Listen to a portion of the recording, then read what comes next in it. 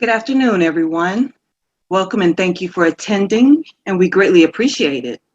I am Siobhan Andrews, student president of the new University of Arizona Global Campus Women in STEM organization. As an information technology student here, I am thrilled to say that the University of Arizona Global Campus Women in STEM is a student-led organization that focuses on STEM careers for women. Our club includes the UAGC Women in Technology International Chapter, better known as WITI, and the UAGC chapter of Girls Who Code, College Loop. Today we're going to talk about building your legacy. But before we can talk about that, we must define it. So what is a legacy? Well, Merriam-Webster describes it as something that is handed down from our ancestors, predecessors, or from the past. So today we're going to learn how to build from experiences of our speakers. And I don't know about you, but I'm ready to hear their stories. But before we can listen, I would like to thank you again for joining us, and I will pass it over to our officers to introduce themselves as well. Good afternoon, everyone. I'm Carrie Seuss, Vice President. Good afternoon, everyone. My name is Mayan Colden, and I am the Secretary. Hi, everyone. My name is Yam Mitchell, and I'm your Communication Officer. And hello, everyone. I am Dr. Karen Lynn Daniels-Ivy. I am the Department Chair of our Technology Studies organization. We are so excited about this webinar today. Oh my goodness, we are in a position to hear from a set of legacy pioneers who have been extremely helpful, beneficial, successful within their STEM walks today. One once said that your legacy grows with each new experience, and we are in for a wonderful experience today. So take notes and sit back and you will gain something for sure. This webinar is a historical gathering of legacy STEM pioneers. Thank you to all of our panelists who will be speaking on the panel today. And also thank you to the historically Black colleges and universities who are joining us today. Throughout the webinar, we'll have you to place in chat hello, so later on we can recognize you, your name, and the name of your HBCU in attending. And so without any further delay, I would like to welcome to the mic Carrie, who will introduce to us our speakers for the event today. Carrie, the mic is yours. Thank you, Dr. Ivy. Again, good afternoon and welcome. I have the distinct pleasure of introducing our esteemed speakers. While I share their accomplishments, Mayan will post in the chat full bios on each speaker. Our third speaker, Cheryl McNair, is the founding chairman of the Houston-based Dr. Ronald E. McNair Education Science Literacy Foundation, one of the several foundations that bear her late husband, Ronald McNair's name. As chairperson, she does what her husband said he wanted to do after the Challenger mission, which is teach. In February 1984, Cheryl's husband became just the second African-American to reach space, serving as a mission specialist aboard the Space Shuttle Challenger. Ronald McNair was a crew member of the Challenger's final flight on January 28, 1986. McNair's legacy endures through various programs that bear his name. Founded in 1996, the Dr. Ronald E. McNair Educational Science Literacy Foundation encourages students from kindergarten through college in areas of STEM. Cheryl McNair is known for her work on NASA, Triumph and Tragedy, and Challenger, the final flight. I hope you're looking forward to learning from our speakers as much as I am. I now pass on the mic to Dr. Karen Ivy. Thanks, everyone. And thanks for all of the background on our excellent speakers for today. I'm going to pass the mic over to Mayan. Hello, everyone. Thank you for joining Women in STEM. Next, we have Mrs. Cheryl McNair. Well, first of all, I want to thank you so much for inviting me to be with this esteemed panel. Oh, my goodness. Thank you so much. And thank you for remembering Ron. As someone, as an astronaut, and inspired people, and that indeed is his legacy. That's what he wanted to do, was inspire, especially our youth, that they can do whatever they want to do, but with a lot of hard work, and knowing that there might be some obstacles that will come into place, and to work past those obstacles. And I have been also asked to talk about perhaps my role or what I did as a spouse. And so I will try to kind of intermingle a little of how I felt and what I wanted to do as far as what Ron did and supporting him. And so I was a teacher and taught for many years, elementary school. And I also became, after Ron was accepted at the Space Center, I became actually a technical writer. I helped to write some of the books that explained how to operate the payload bay terminal system, and that operated the experiments in the middle of the space shuttle, in the payload bay of the space shuttle. I think they used my lesson plans as skills to explain how to, which buttons and what took place in those experiments and what to do, kind of to break it down into layman's terms. Because this was the era where lay people were flying in space, and where they were helping with the space shuttle. And therefore, they needed writing that more lay people and people of other countries could more easily understand. And so we had a workbook that I worked on through Ford Aerospace that was also at that time working with NASA. And very interesting to talk to the scientists and then kind of break it down into layperson's terms, what to do to operate this. But getting back with my late husband, this would be so delighted by Ron. He would be so happy to know that his life could be seen as such a inspiration. This is something that he actually wanted to return back to South Carolina after his last mission to inspire, especially those in his hometown and his state, and let them know that they too, coming from any kind of background, and Ron came from an impoverished background, so that they could achieve as high as they'd like to, and not to let anything turn them back.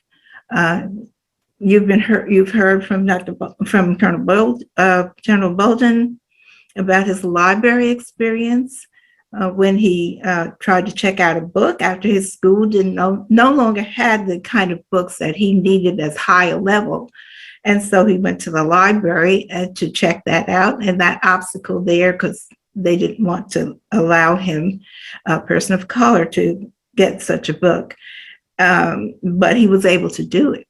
He was able to get through that obstacle, and it's been explained to you how, as well as when Ron became valedictorian of his high school class, along with being captain of the baseball team, captain of the football team, etc. He just excelled and worked hard at each of those areas. And that's what he believed. If you want to do something, you work hard at it and to the best of your ability. And when he graduated from high school, he wanted to get a degree in physics. Well, they did not allow it at that time for a person of color to study such a field as physics. And so thus he went to North Carolina A&T. And there he confronted another obstacle, kind of in his mind, one that he saw that people from other schools that were up north or had much more sophisticated equipment that they worked with, and how they talked. And he began to wonder in his mind, well, can I do this? Can I read? I didn't work with that kind of equipment. I think he said the highest I did was mixing up Kool-Aid with water, and that was a challenge. But he was just being funny at that time. But his point was, he began to question whether he could indeed study physics and be successful at that. But he went to the counselor and took a battery of tests. He explained his situation to her, and she said, let's take some tests. And he did. He took those tests, and when he went back, he said she looked up at him and looked down at the tests, and looked back at him and said, you know what? I think you can do this. I really think you can do this. And so with that bit of encouragement, he took that and worked hard. And he knew he could play a saxophone well. That was not a challenge, but he took the challenge. And he said, this is what I'm going to do. I'm going to take the challenge. And he did, and did very well. He earned his PhD from North Carolina A&T, and then off to MIT, Massachusetts Institute of Technology, where he heard even the janitors had slide rules. So he knew that the people there were so highly intelligent that he again began to wonder, oh, I don't know, can I do this? Again, I came from Lake City, South Carolina, Little Lake City. Although I already made it through North Carolina, can I do this? Because these people have come from really big schools and all over. So, so what he did was went ahead and tried it. He said, well, I'm going to try it. And so he took the challenge again. He tried it. He did come across another obstacle, and that was the challenge of the qualifying exam. Didn't do as well as he expected on that, and got a little discouraged. But then, he said he could hear his counselor tell him, you can do this. He had worked some already with his professors, and the professor in physics said, I think you can do it. And so he, with that encouragement, again, taking the challenge, well, he got up maybe a little wounded, but he still got up, but as he described this as a prize fight. He said he got up from the ring and he got up and still came out. He said, I'm going to do this. I'm going to try this again, and I'll come out slugging. And indeed, he tried it again. He said, I'm going to work a little harder, and he did work a little harder. Well, he came across another exam that was another difficult one. Again, this one didn't come out as he expected. I wanted it. And so he lay there, he said, with stars going around his head, wondering if he could should he really continue with this?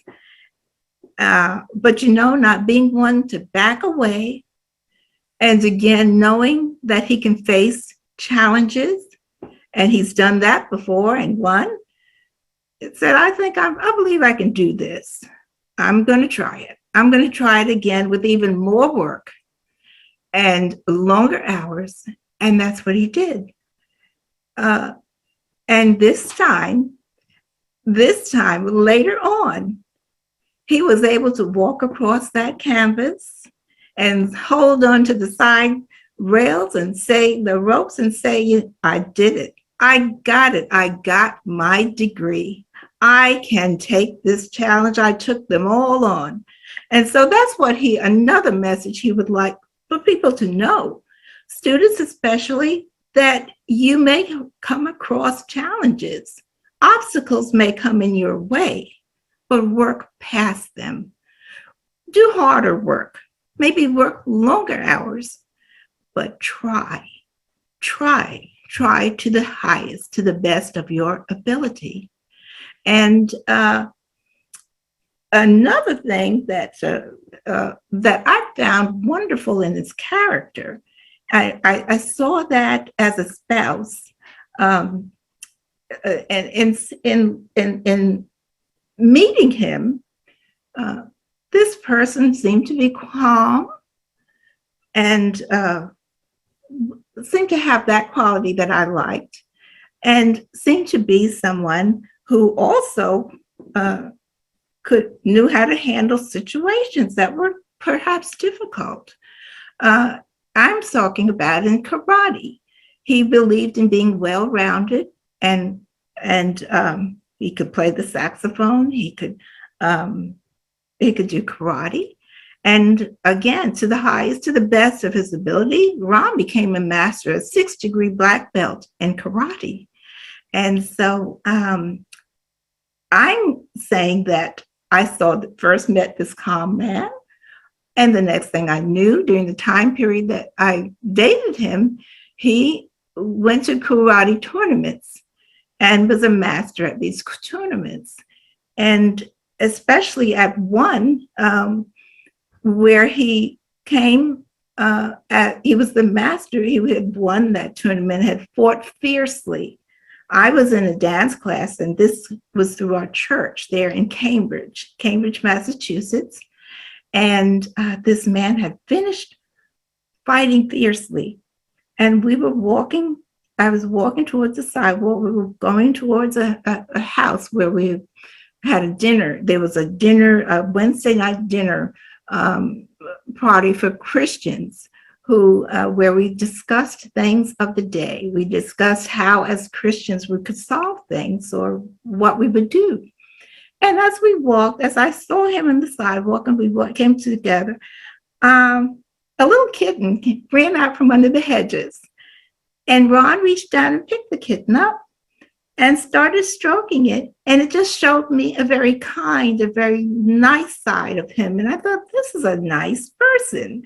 This is what I like in a person. Someone who can be nice, someone who can also take care of business when necessary, and be calm about solving situations. I went to his lab at MIT and saw this contraption, oh my goodness, of all the tubes that were connected together. And I thought, that is quite a brilliant mind to connect all these tubes and know what each one is going to do. And I was impressed with that, the intelligence. And these were things that I looked for in a person. And I thought that was wonderful to see, as well as when we left the lab one day and he put his bag filled with his studies, the results of his years of study there at MIT, at least 2 years of PhD studies and results and test results. One side of the car, he walked around to the other side, and we looked at the beautiful outline, the skyline of the Boston, and the Charles River was in between, and it just looked beautiful. Well, he opened the door for me to get in the car and walked around to the other side. His bag with all of his research was gone. And can you imagine how one would feel if your years of work is now gone, stolen? We didn't see anyone. We didn't see anywhere it was. He went back and checked, couldn't find it. What was impressive was the way he solved it. And that was not by screaming or yelling or cursing or being that upset, but sat in the car and thought about it. And when I looked at him, I said, well, what are you going to do? And he said, let me think a while. Let me think a while. And so by the time we reached our destination, he had thought about it and said, you know what? This is what I'm going to do. I have papers in my desk home. I have papers back in the lab. My professor has some. And I think I'm going to do this. I'm going to still graduate. I'm going to rerun those tests, and I'm going to graduate on time. And so with that challenge, that's what he did. He worked hard, long hours, and indeed did what he sought to do. Indeed reached his goal. He graduated on time, and not only on time, but even with better results than he had started. So I thought that was a wonderful person. In my mind, that's really what I wanted to see and wanted to be with someone like that could solve in that type of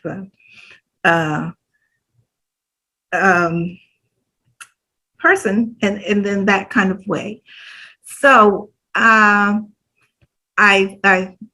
would like to just kind of start ending here, but end with a note of not only solving things, thinking that through without having problems like that, and being a well-rounded person, but also one who thought about other people, who thought about reaching back to the community and helping, and not only a person that had a physics degree and a PhD in physics, but also thought of his fellow man. And that's something else he would probably like for you to remember. And not to give up in face of adversity, just to be, continue on and be, get past your obstacles. And when he came home from working, we left from Massachusetts area, said there's got to be another place we can live that's a little warmer and easier to get around. And that's what we did. And we went to California, and he worked at Hughes Research Labs there. And came home one day. That's what it was. He came home one day and said, yeah, this was in my mailbox. And he said, it's an application to become an astronaut. What do you think? And I said, oh, well, I think that's great. Why not? Why not you? You've worked hard. You've worked to earn your degrees. You have done what you can do. You've gotten respect from people. Why not? Go ahead and try it. I think you can do it. I believe you can. And so he said, you know, I will. I'll fill this out. And so he did. And we waited and waited and we waited. And well, finally the call came, but near the end, they had already announced so many people. Near the end, he said, the phone rang, he answered and said, oh my, I could tell something was exciting. And he let when I heard him say, yes, I can. Yes, I can. Yes, I can do that. Yes, I can. And so he hung up and said, yes. He said that was NASA, and that was the person that's letting me know that I had been selected at least to come and as a candidate. So so off we were. Lots of people celebrating, which was so nice of them, and glad that we were at least selected as a candidate. And we went there to NASA and met wonderful people, and began his journey. First with Fred Gregory and Guyan Bluford, and we were the first three, and then Charlie Bolden was another class that came right, I think it was right after ours, and those were I'm speaking of the astronauts of color, of Black astronauts during that time period. Of course, there's just a few of us, but we were close, in that we talked with each other, had good conversation, had good time, and we, as a spouse, it was an interesting time period where you knew your husband was going to be very occupied, and he was, in so many flights that he had to fly a T-38 jet. That's a jet to get used to that, flying at speeds at that level, etc. And I was raising two children, and but that was something that was what I had to do. And so as we progressed on, and his flight was announced, again, a wonderful time. We were so happy to have that. Ron went up once before the Challenger, and interestingly enough, it was another Challenger mission. But Ron went up into space and then described how beautiful space was. He also was a mission specialist who operated the payload bay, the experiments in the payload bay, and deployed a couple of satellites. But he also wrote how beautiful the Earth looked from space, as he thought the Lord wanted it to be. And he said it appeared as a beautiful oasis, that it did not have divisions of people, of countries, but was a beautiful oasis, shining brightly, and much as he thought the Lord would like us to live. And so that was another message, to live together. And he had brought his saxophone on that mission as well, to send another message to people on Earth. And that saxophone, with it, he had certain songs he wanted to sing. He wanted to play rather with the saxophone, and a message that he could convey back to Earth. And that message was that one song that he played was America the Beautiful, that America had many problems, but was nevertheless still a great nation. That how do we solve some of the malice in the world? And that was by the next song he sang was What the World Needs Now. And and that is love. That's to be able to work with each other, love each other, be able to work together, and kindness. And so, and the other last part was, what can we do about that? How can we do this? And that was to reach out and touch somebody's hand and make the world a better place. That was an awesome story, Mrs. McNair. I appreciate you telling your story about not only your husband, but yourself as well as a technical writer. You're welcome. Thank you for speaking today as well. Next, we have Ed Dwight. I want to thank you all for joining us, answering our questions, and showing us a piece of you and your legacy. So I really appreciate everything. And I'm trying not to cry because it's excitement and just hearing your story. So I am just so ecstatic about this. So thank you all for joining us today. Next, I'm going to turn it over to Miss Lisa Sims. Thank you, Mayan. And thank you to all our STEM pioneers for sharing your experience with us. I am Lisa Sims, the lead faculty advisor for the Women in STEM.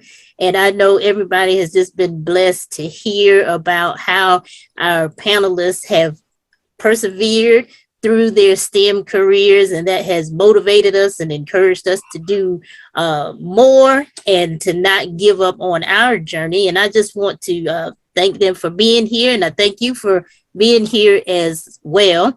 And I want to encourage you to join the Women in STEM. We have 2 ways that you can do that. You can join either via UAGC Connect, or you can also join via our LinkedIn group, and I will go ahead and put that in the chat.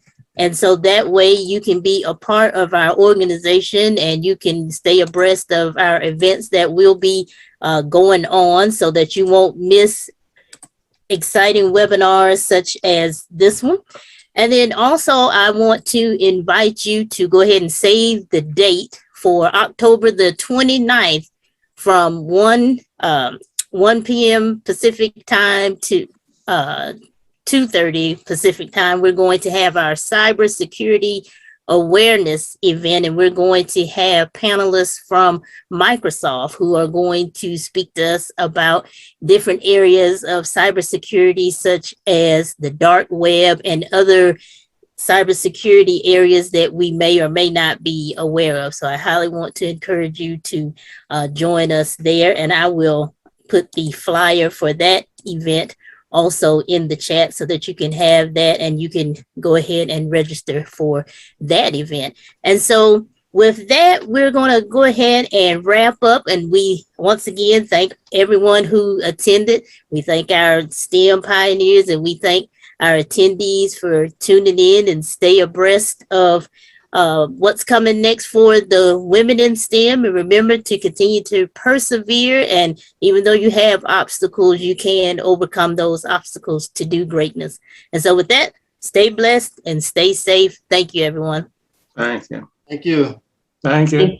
Thank you, everyone, all of our panelists. And we want to also give a special thank you to all of our historical Black colleges and universities who attended with us today. Florida, FMU, thank you for attending, and others who may not have spotted your name in the chat. Thanks to everyone who attended, all of our panelists as well.